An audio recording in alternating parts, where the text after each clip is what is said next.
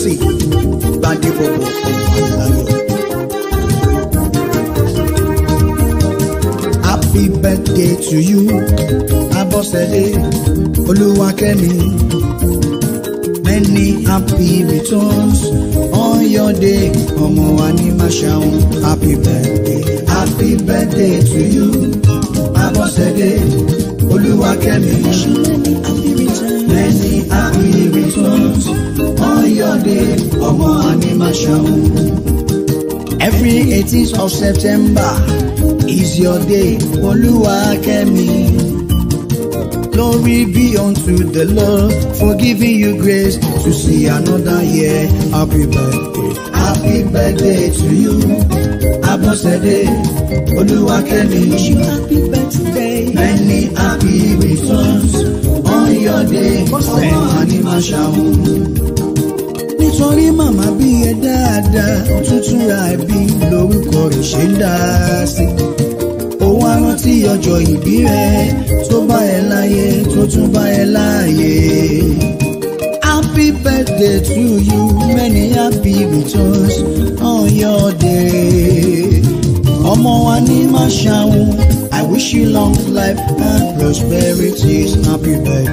Happy birthday to you, Abosede Oluwakemi. Òní lọ́jọ́ ìbí rẹ̀, many happy returns on your day, Ọmọ Animashaun. Nítorí ọ̀pọ̀ ló fẹ́ lọ́jọ́ òní ò ti kú ti pa. Àìsàn táyé ń sọ pé kó tó nǹkan ló mú wọn lọ. Ohun ẹ̀wà láyé ó ṣeun o, máa dúpẹ́. Ohun ẹ̀wà láyé ó ṣeun o. Nítorí má jẹ́ mu. Ohun ẹ̀wà láyé ó ṣeun o. Ọ̀pọ̀ ló fẹ́ lọ́jọ́ òní ò ti kú ṣápa.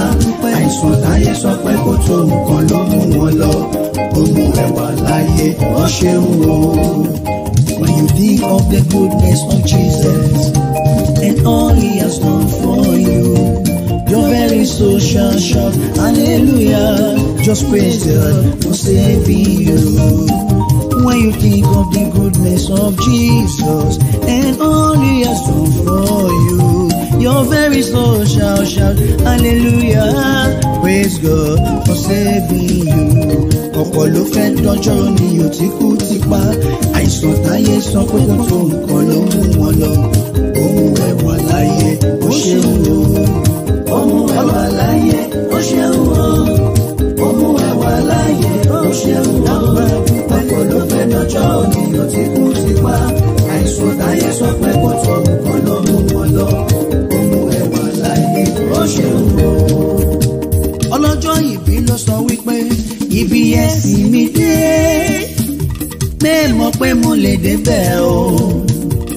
Mo wá yìnyín lógo, mo yìnyín lógo, mo yìnyín lógo, èmi yìnyín lógo, mo yìnyín lógo.